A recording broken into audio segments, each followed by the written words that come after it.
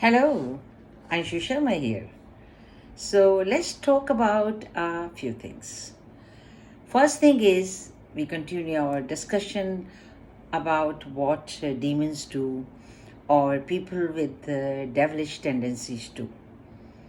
Many a times in a conversation with you or with anyone else, when they realize that they cannot win you in that particular skill or your wisdom in a particular area or your knowledge, information in a particular area, then they take the conversation somewhere very different.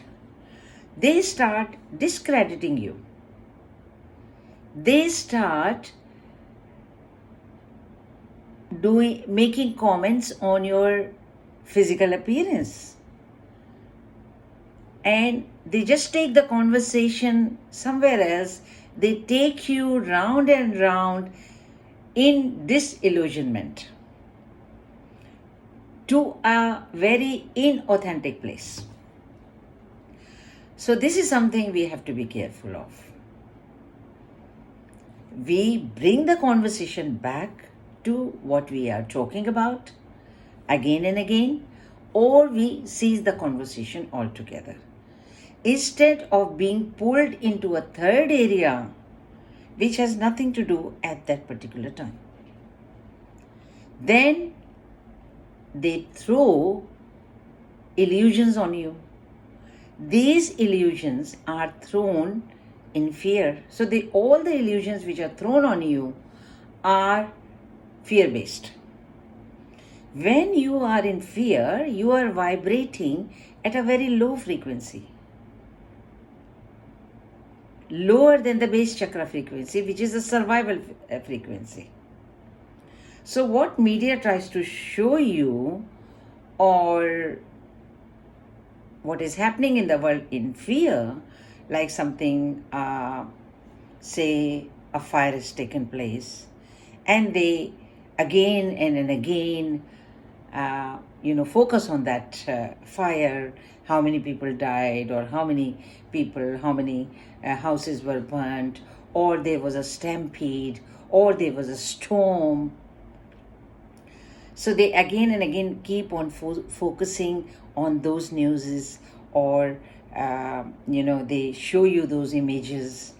So what they're trying to do is, true, it is bad that something has happened, and we feel sorry for the people who have experienced that, but we have seen it once, and then we pray for them. Whatever is the reason, their souls know at the base level. So at the soul contract level, maybe these souls made a contract to experience that, a flood or a fire or some stampede or whatever. So we see the news and we feel sorry for them. We have empathy for them, and then we pray for them that everything goes well in that area, or there is a war situation. But at the same time, we see it is happening. I see it. It is happening in somebody's hologram, which is not very nice, but I do not want to attract it into my hologram. So I do not want this experience in my hologram. And we do not stay on that news more than it is required. So this is one thing, and then a few more things I wanted to talk to you about. Okay, what is Samyam?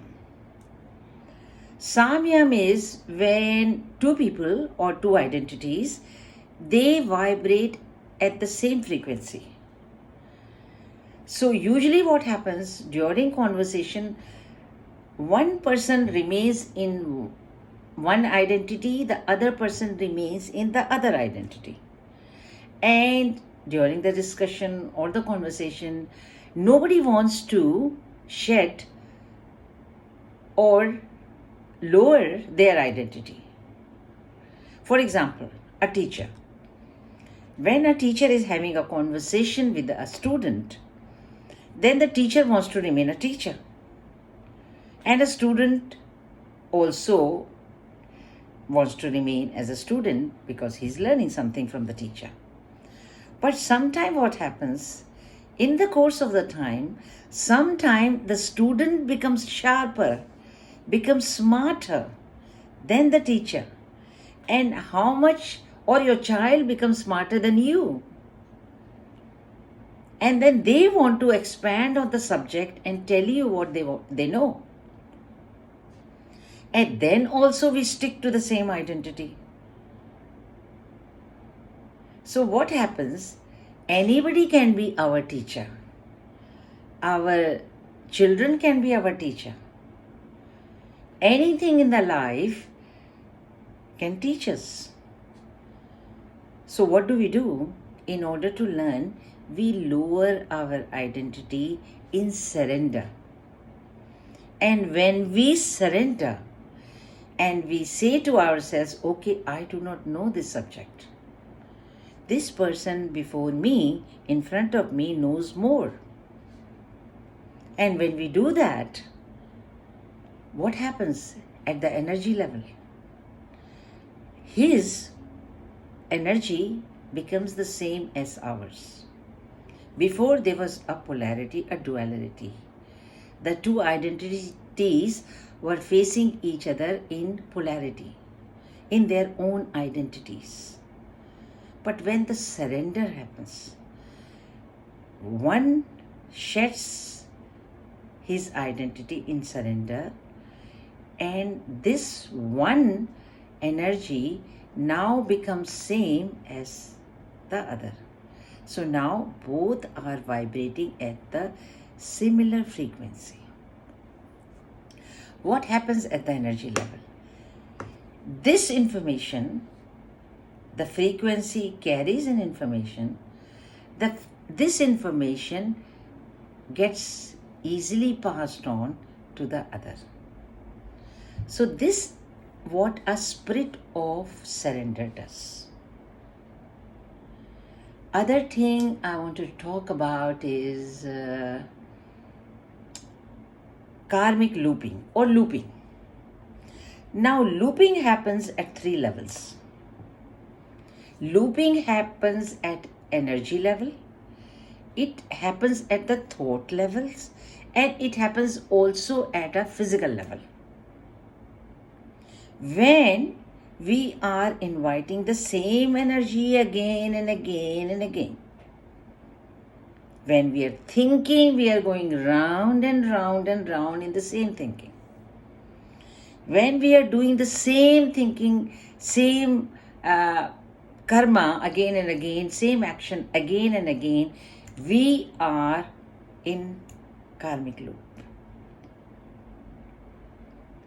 It happens when you are doing the same thing day in and day out for months and for years.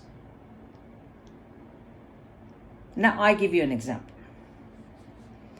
Now, it happens with even professional people. Because they are not alert, they are not seeing it, they as a reflection on their own karmic looping.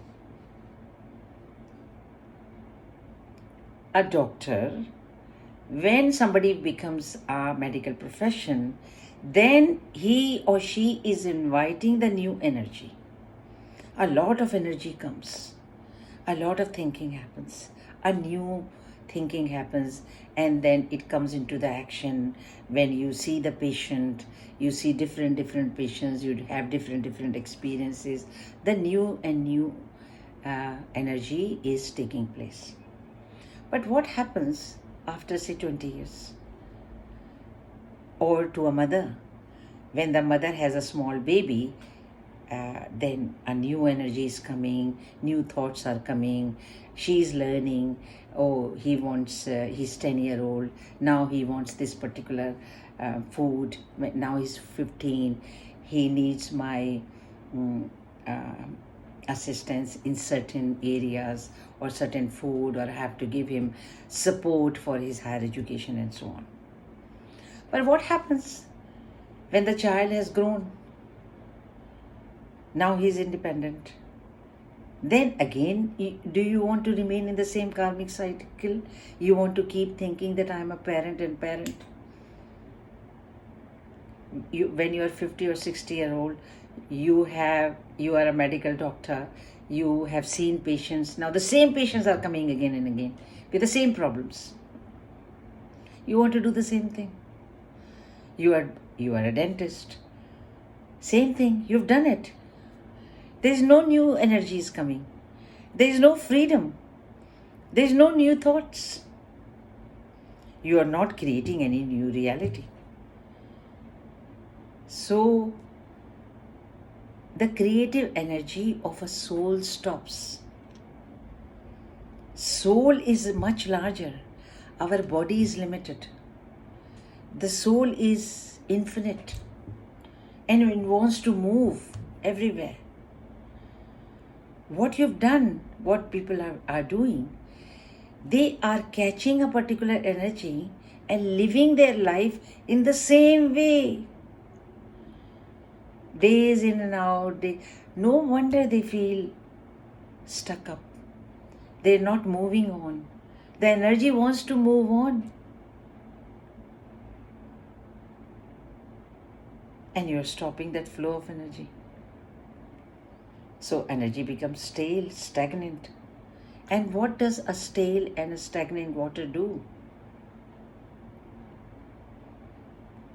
The water wants to flow.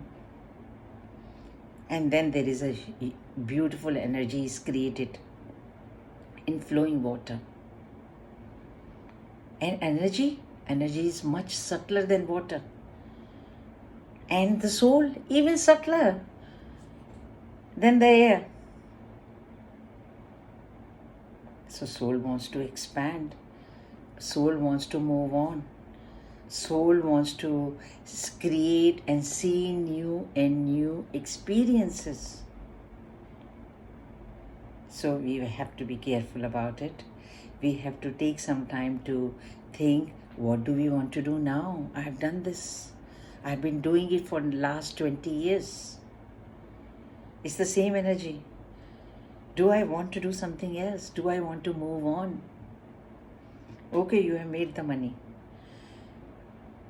With the same, you were a fund manager, you were a teacher, you were a mother or a parent. Now do you want to live your life again doing the same thing with as a grandparent? This is something you have to think. Bring new energies in. New passions, new interests, new friends, new areas to explore. Your soul wants to move on. New friends. When we expand our mind, there is so much to do. When we close our eyes, we ask our soul, what do you want next in your life? And then we spend a part of the energy in creation, a new creation. So that's all I wanted to say today. Thanks for listening. Bye for now.